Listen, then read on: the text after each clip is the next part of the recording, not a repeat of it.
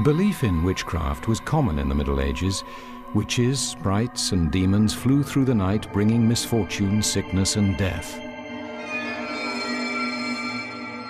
In 15th century London, reports circulated that witches were using black magic to threaten the reign of King Henry VI, a sickly child who had a wobbly hold on power.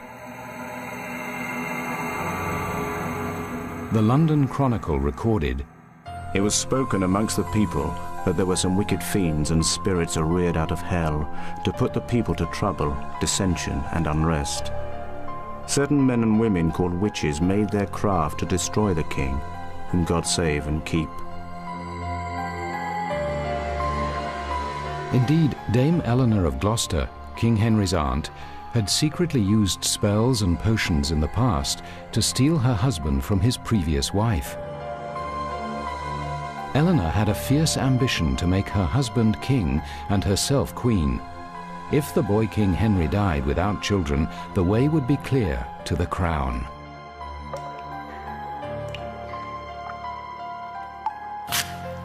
Eleanor's accomplices in this plot were Roger Bolingbroke and Robert Southwell, both well-known sorcerers. At satanic altars, they used human blood, baby bones, and potions for spells to destroy the king.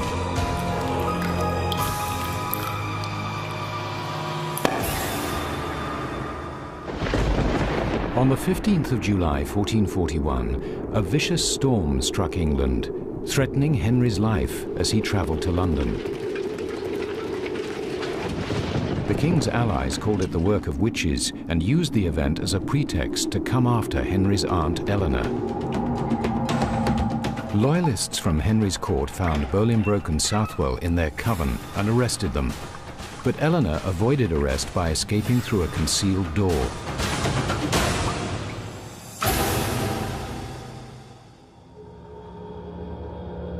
After gruesome torture, Bolingbroke admitted Eleanor instigated the plot against the king. A warrant was issued for Eleanor's arrest, charging the king's aunt with witchcraft, sorcery, heresy, and treason. Eleanor took sanctuary at Westminster Abbey, but knowing she would eventually have to face her accusers, the king's aunt agreed to appear in court. She denied all the charges. But when Bolingbroke gave damning evidence against her, she changed her plea. The king's aunt, the most powerful woman in the kingdom, confessed to using evil powers against her sovereign. The trial was a sensation. No member of the royal family had ever admitted to witchcraft.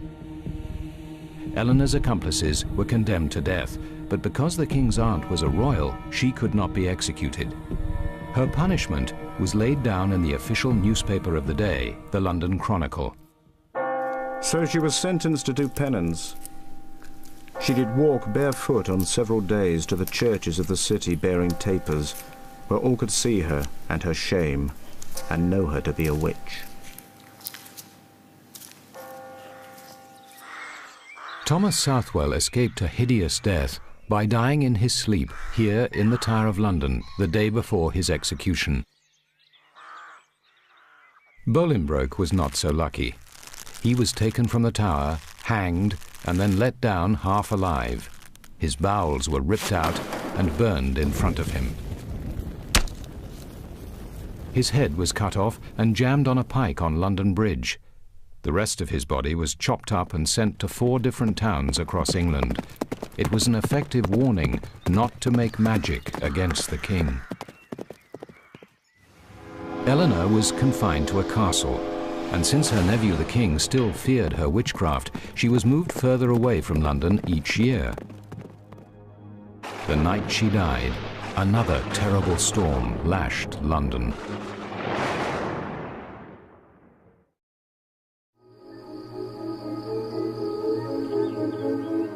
While Henry VI was the victim of black magic, 100 years later, Rudolph II of Austria tried to use witchcraft to his own ends. It would cost him his sanity. I know that I am dead and damned. I am a man possessed by the devil. Ruler of Bohemia and Holy Roman Emperor, Rudolf II was convinced he was cursed. Inheriting mental instability from his great-grandmother Joanna the Mad, he suffered his first mental breakdown at 26.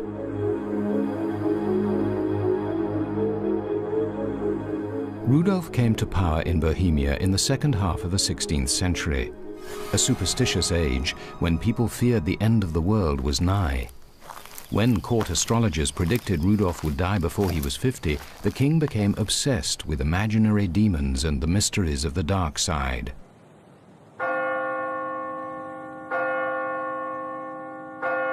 Paranoid, Rudolf turned to magic to save himself. He set up an alchemical laboratory here in Prague, in the most secure area of his castle, a tower where gunpowder was stored. Magical animals, astrological instruments, potions, secret codes, and mystical alchemical symbols surrounded him. His ministers complained he had lost all interest in the affairs of state. One noted that His Majesty is interested only in wizards, alchemists, Kabbalists, and the like, sparing no expense to find all kinds of treasures, learn secrets, and use scandalous ways of harming his enemies. He strives all the time to eliminate God completely, so that he may in future serve a different master. Rudolf's obsessions attracted both genuine scientists and a host of charlatans, fakers, and con men. The first miracle workers to seek their fortune at Rudolf's court were an English team called Dee and Kelly. Edward Kelly was a shadowy figure who already had both his ears cut off in England for fraud.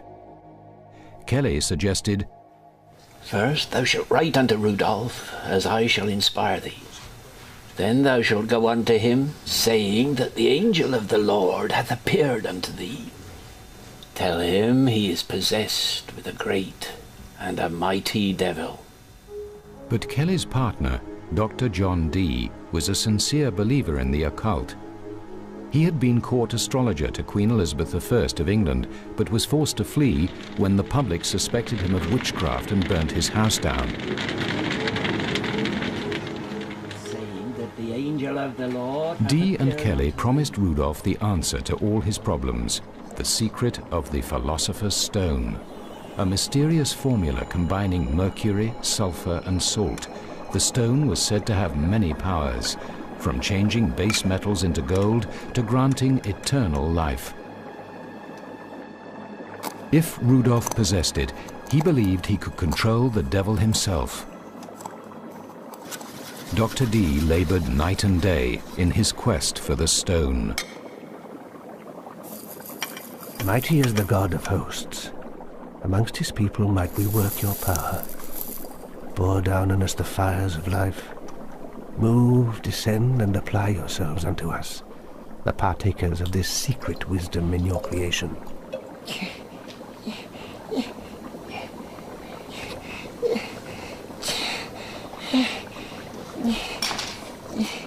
But when Dee's experiments came to nothing, the furious King Rudolph reacted by expelling him from the country.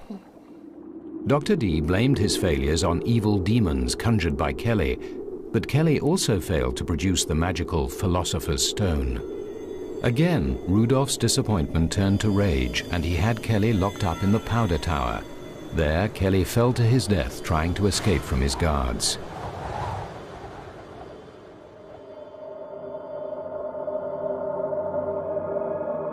News of King Rudolph's tinkering with black magic had alarmed the Catholic Church.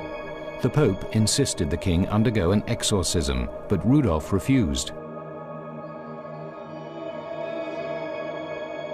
The paranoid king came to see the church as a feared enemy and refused to observe holy rituals.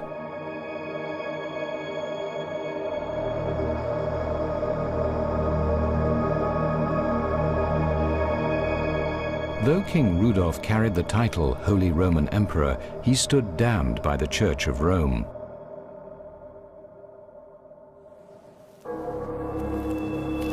But rather than repent, Rudolph descended deeper into the occult.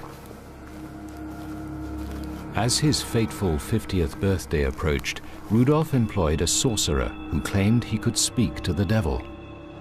Rudolf's wizard taught him to desecrate dead bodies to increase his black powers. The king even ordered moss to be gathered from the skulls of hanged men. Rudolf's mental condition deteriorated, and he had another nervous breakdown. But he didn't fulfill his astrologer's old prophecies by dying. He became even more reclusive, locked in his laboratory and surrounded by his collection of occult texts and specimens. Ambassadors to the court didn't see him for 2 years, as rumors circulated the king was actually dead. Turning to his court artists, Rudolf commissioned bizarre images of himself, as a golden sprite held up by the goddess of charity, and his own likeness made from fruit and vegetables. Rudolf's obsessions turned to his brother Matthias.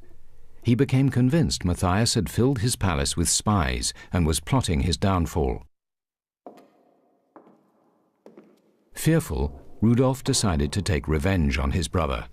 The king found a death curse in an ancient book of spells and summoned yet another famous wizard, Dr. von Erbach, to help.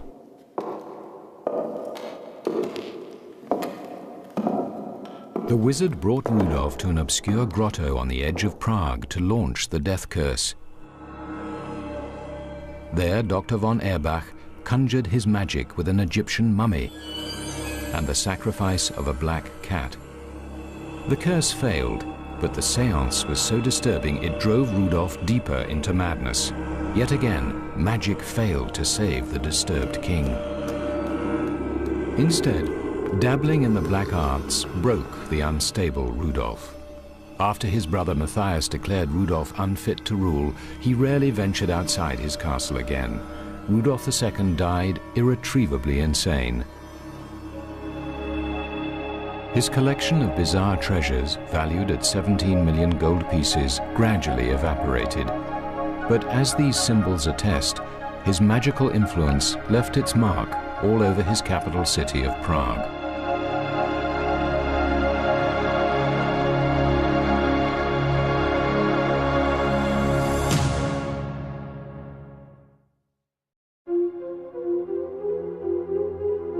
With the rise of science at the end of the 17th century, witchcraft had disappeared, or so people thought. Then a sex and sorcery scandal exploded at the French court of King Louis XIV. For nearly 30 years during the king's reign, secret records of the scandal were kept locked in a simple black case. This was the report by Parisian Chief of Police Nicolas de la Reynie, describing a black magic conspiracy that reached into the darkest depths of human depravity.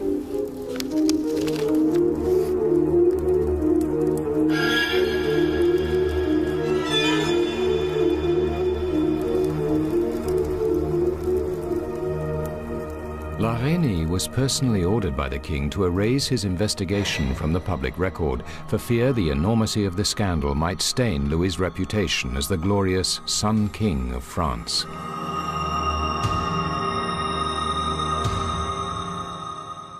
The late 1600s were France's golden age, when King Louis built the Palace of Versailles, where the arts, sciences, and sexual escapades flourished.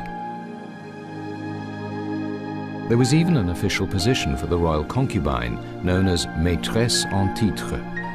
It was held for a time by a certain Madame de Montespan.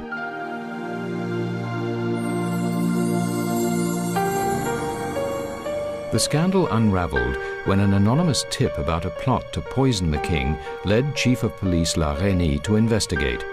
The policeman quickly discovered not just one plot, but a series of poisonings in the court.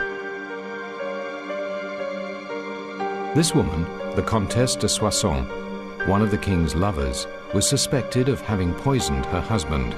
Other noble women were also suspected of poisoning their spouses. When the noble women fled together, their guilt was apparent.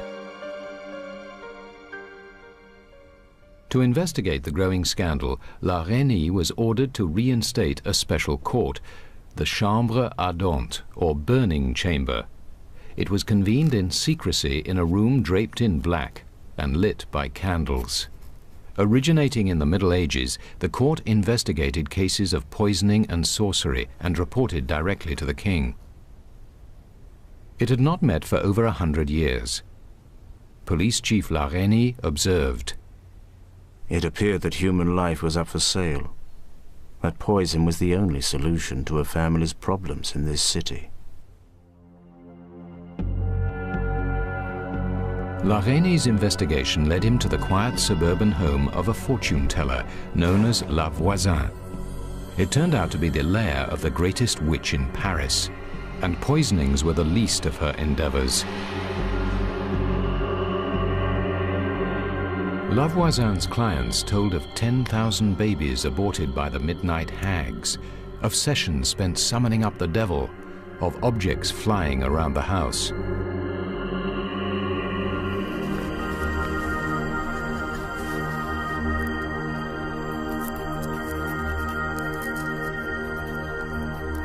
When La Reynie raided the place, he found more than 50 varieties of poison, a hidden furnace containing bone fragments from unwanted infants too large to bury, wax figurines stuck full of pins, black tapers and incense, priests' robes, love potions, and satanic books.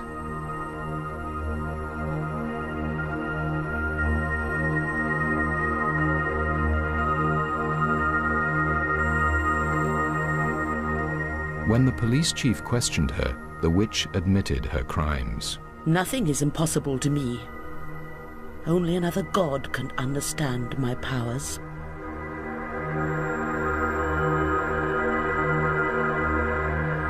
Most importantly, she asserted that many noble ladies were among her clients. The chief realized that he'd discovered a new and more sinister form of the old black magic.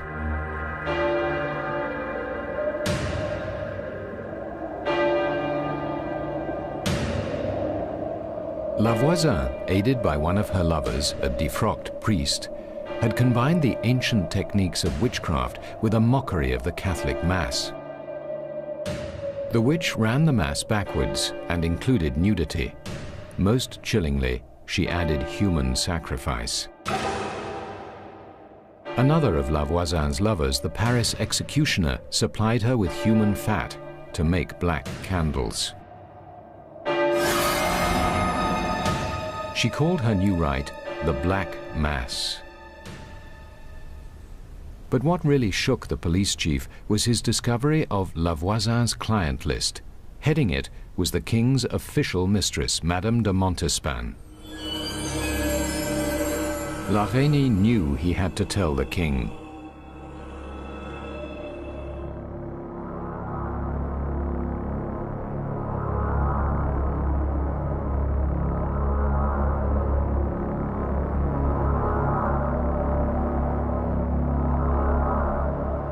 The news shocked Louis XIV. Afraid the story might leak out and tarnish his golden reputation, the Sun King ordered the trials suspended. Confidentially, he told La Reynie to continue in secret and find out if Madame de Montespan was using black magic against him.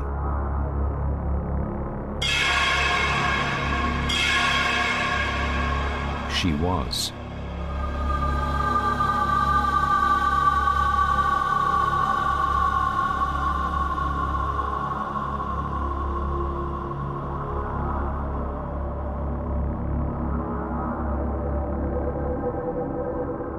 Madame de Montespan, paragon of French beauty and mother of the king's most favored children, had been a regular client of La Voisin's for years.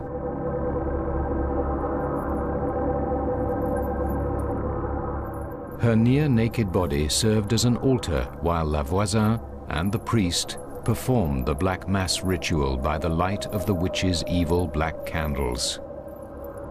They sacrificed a human baby and drank its blood from a satanic chalice, while the priest chanted spells aimed at removing Montespan's enemies from the court. Sometimes she herself joined in. Astaroth, Asmodeus, princes of friendship, accept the sacrifice of this baby which I present to you in return for these wishes. That the king should love me and make our son the future king of France. That I shall be honored by the princes and princesses of the court, and that nothing that I ask of the king shall be denied me.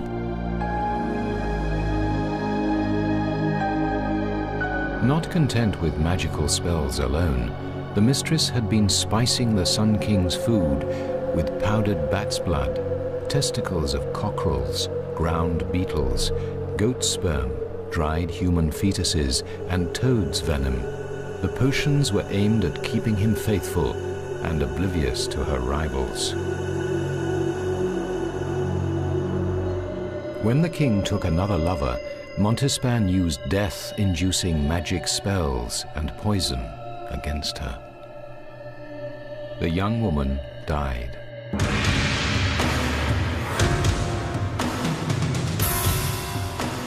Confronted with the enormity of the contagion in his court, Louis XIV moved quickly to suppress the scandal. He ordered the witch La Voisin burnt to death.